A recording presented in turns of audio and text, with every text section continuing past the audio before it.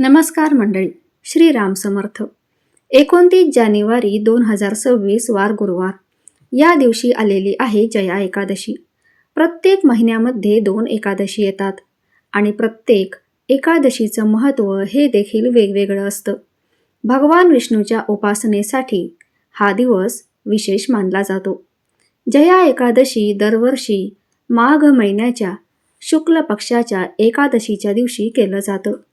धार्मिक मान्यतेनुसार जया एकादशीचं व्रत केल्याने आरोग्याचं वरदान मिळतं आणि जीवनातील सर्व पाप आणि त्रासापासून मुक्ती मिळते. तसेच पितरांसाठी हे व्रत केल्याने त्यांना पुण्यफळ मिळते. अशा या जया एकादशीचा प्रारंभ 28 जानेवारी बुधवारी 4:35 पासून एकादशी तिथी समाप्ती 29 जानेवारी 1:55 पर्यंत आणि उदय तिथीनुसार एकादशी 29 जानेवारी गुरुवारी आली आहे. जया एकादशी ही अत्यंत शुभ मानली जाते. हे व्रत भगवान विष्णूंना समर्पित आहे, ज्यांनी मानवतेच्या कल्याणासाठी अनेक अवतार घेतले होते. हे व्रत केल्याने समृद्धी, शांती आणि दैवी आशीर्वाद मिळतात. असे मानले जाते की हे व्रत केल्याने आत्म शुद्ध होते आणि गतजन्मात झालेले नकारात्मक कर्म नाहीसे होतात. तसे जे भक्त पूर्ण भक्तीने जया एकादशीचं व्रत करतात त्यांना भगवान विष्णूच्या स्वर्गीय क्षेत्रात वैकुंठात स्थान मिळते, असे देखील मानले जाते. जया या नावाचा अर्थ विजय असा आहे, ज्याचा अर्थ असा आहे की हे व्रत भक्तांना त्यांच्या वैयक्तिक, व्यावसायिक आणि आध्यात्मिक कार्यात यश मिळवून देत असतं. त्यामुळे या जया एकादशीचं व्रत हे सर्वश्रेष्ठ मानलं जातं. धार्मिकदृष्ट्या हा दिवस अत्यंत महत्त्वाचा असल्यामुळे या दिवशी काही प्रभावी उपाय आणि सेवासुद्धा केल्या जातात. आजच्या या व्हिडिओमध्ये मी तुम्हाला एक अतिशय प्रभावी असा उपाय सांगणार आहे. उद्या जया एकादशीच्या दिवशी तुम्ही उपवास नाही केला तरीही चालेल, पण सकाळीच इथे लावा एक दिवा. घरात अखंड लक्ष्मी नांदेल. 7 पिढ्यांचे दारिद्र्य नष्ट होऊन घरातील गरिबी संपेल. तर असा हा दिवा कुठे लावायचा आहे याबद्दलची संपूर्ण माहिती आजच्या व्हिडिओमध्ये मी तुमच्यासोबत शेअर करणार आहे.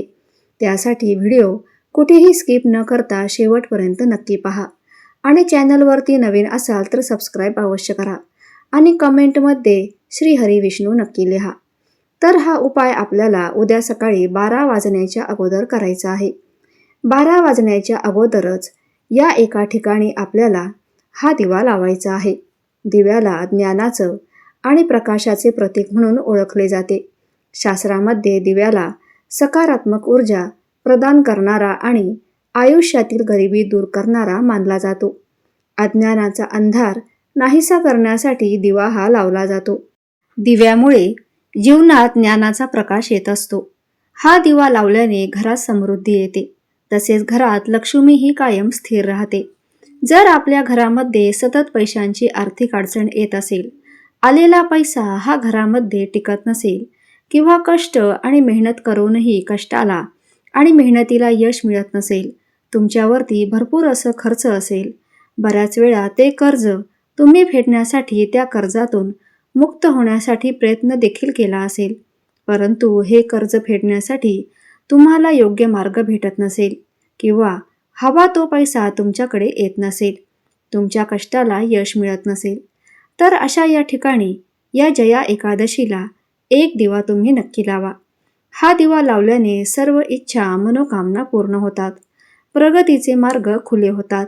तसेच घरामध्ये सतत वाद, विवाद, क्लेश, भांडणे होत असेल तर मग ही भांडणे नवरा बायकोची असेल किंवा आई मुलांची असेल, मुलांची प्रगती होत नसेल, कोणत्याही कामामध्ये यश मिळत नसेल, उद्योग, व्यवसाय तुमचा चांगला चालत नसेल, तरीसुद्धा हा उपाय अत्यंत प्रभावी मानला जातो.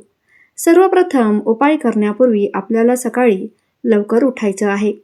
आंघोळीच्या पाण्यामध्ये थोडंसं गंगाजल आणि हळद टाकून स्नान करायचं आहे. यानंतर स्वच्छ कपडे परिधान करून आपल्या देवघरातील देवांची पूजा तुम्हाला करून घ्यायची आहे. भगवान विष्णूची मूर्ती असेल तर मूर्तीवरती शुद्ध पाण्याने किंवा पंचामृताने अभिषेक करायचा आहे. फोटो असेल तर तुम्ही स्वच्छ पुसून घ्यायचा आहे. यानंतर भगवान विष्णूंना तुळस, पिवळी फुले, पिवळ्या कलरचा नैवेद्य तुम्हाला अर्पण करायचा आहे. धूप, दीप, अगरबत्ती लावून तुम्हाला वातावरण प्रसन्न करायचं आहे.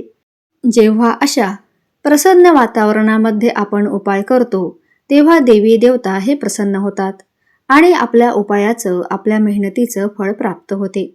आपल्याला हा उपाय करण्यासाठी एक दिवा लागणार आहे.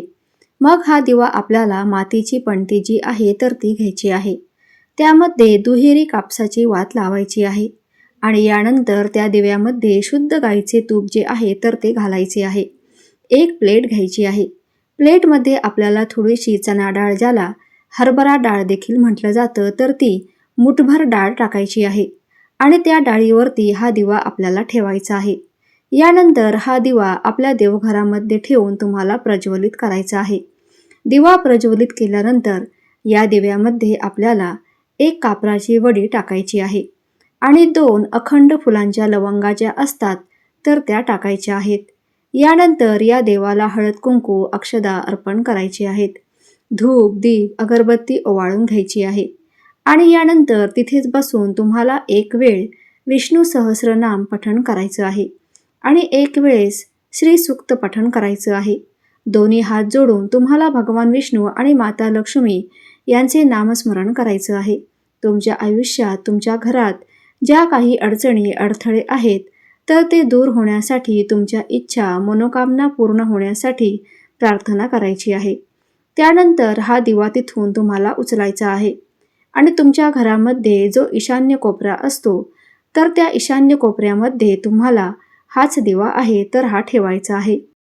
वास्तुशास्त्रानुसार ईशान्य कोपऱ्यात दिवा लावल्याने सुख, समृद्धी आणि प्रगती येते आणि एकादशीच्या दिवशी या ठिकाणी दिवा लावणे अत्यंत शुभ मानले जाते. या दिशेला सकारात्मक ऊर्जा असल्याचे मानले जाते. त्यामुळे जर आपण एकादशीच्या दिवशी या दिशेला दिवा लावला तर आपली आर्थिक प्रगती होत असते. प्रगतीचे मार्ग खुले होतात. हा तुपाचा दिवा या दिवशी अशा ठिकाणी लावल्याने घरात शांती आणि ऐश्वर्य प्राप्त होते. तसेच कुटुंबातील सर्व सदस्यांचे आरोग्यही चांगले राहते. हा दिवा लावल्यानंतर कमीत कमी संध्याकाळपर्यंत चालू राहील इतकं तूप त्या दिव्यामध्ये तुम्हाला घालायचं आहे. जर तूप संपत आलं तर तुम्ही पुन्हा तूप घालू शकता. जर तुमच्याकडे तूप नसेल तर त्या दिव्यामध्ये तुम्ही तेलही घातलं तरीही चालणार. तेल घालणार असाल तर त्यात थोडीशी हळद तुम्हाला टाकायची आहे आणि अशा पद्धतीने ईशान्य कोपऱ्यामध्ये हा जो दिवा आहे तर हा तुम्हाला ठेवायचा आहे. दुसऱ्या दिवशी तुम्हाला या दिव्याखाली असणारी ही डाळ तर आहे तर ती घ्यायची आहे. त्यावरती एक गुळाचा खडा ठेवायचा आहे आणि ही डाळ तुम्हाला गाईला खाऊ घालायची आहे. आणि जर तुमच्या घरी गाय नसेल तर मग ही डाळ तुम्ही घरामध्ये वापरायला घेतली तरी सुद्धा चालू शकतं किंवा एखाद्या मोठ्या झाडाखाली तुम्ही नेऊन टाका, कारण तिथे असणाऱ्या मुंग्या, कीटक येऊन ती डाळ खाऊन जातील. तर दिवा हा तुम्ही स्वच्छ करून वापरायला घ्यायचा आहे. 2 लवंगा या तुम्हाला निर्माल्यामध्ये टाकायच्या आहेत. त्याचबरोबर या दिवशी तुम्हाला जर तुमच्या घराजवळ केळीचं झाड असेल तर तिथे सुद्धा तुम्हाला एक दिवा अवश्य लावायचा आहे. या झाडामध्ये साक्षात भगवान श्रीहरी विष्णू वास करतात अशी धार्मिक मान्यता आहे. म्हणून तुम्हाला एक तांब्याचा कलश घ्यायचा आहे. त्यामध्ये शुद्ध पिण्याचे पाणी भरायचं आहे. थोडेसे पांढरे तीळ टाकायचे आहेत. एका वाटीमध्ये थोडासा गूळ आणि चणा डाळ घ्यायची आहे. तसेच एक दिवा तुम्हाला प्रज्वलित करून घ्यायचा आहे आणि या सर्व वस्तू घेऊन तुम्हाला केळीच्या झाडापाशी जायचं आहे. तिथे गेल्यानंतर सर्वप्रथम दिवा हा तुम्हाला लावायचा आहे. या झाडाला जल अर्पण करायचं आहे. चण्याची डाळ आणि गूळ अर्पण करायचं आहे आणि या वृक्षाला 11 प्रदक्षिणा मारायच्या आहेत. प्रदक्षिणा करत असताना ओम नमो भगवते वासुदेवाय नमः या मंत्राचा जप करायचा आहे आणि यानंतर दोन्ही हात जोडून तुमची इच्छित मनोकामना व्यक्त करायची आहे. असं म्हणतात की या दिवशी या झाडाची पूजा केल्याने मनातील सर्व इच्छा, मनोकामना पूर्ण होतात. तसेच भगवान विष्णू आणि माता लक्ष्मीही देखील प्रसन्न होतात. तर हा महत्त्वपूर्ण व्हिडिओ आवडला असेल तर एक लाईक नक्की करा आणि आपल्या चॅनलला सबस्क्राईब अवश्य करा. रामकृष्ण हरी.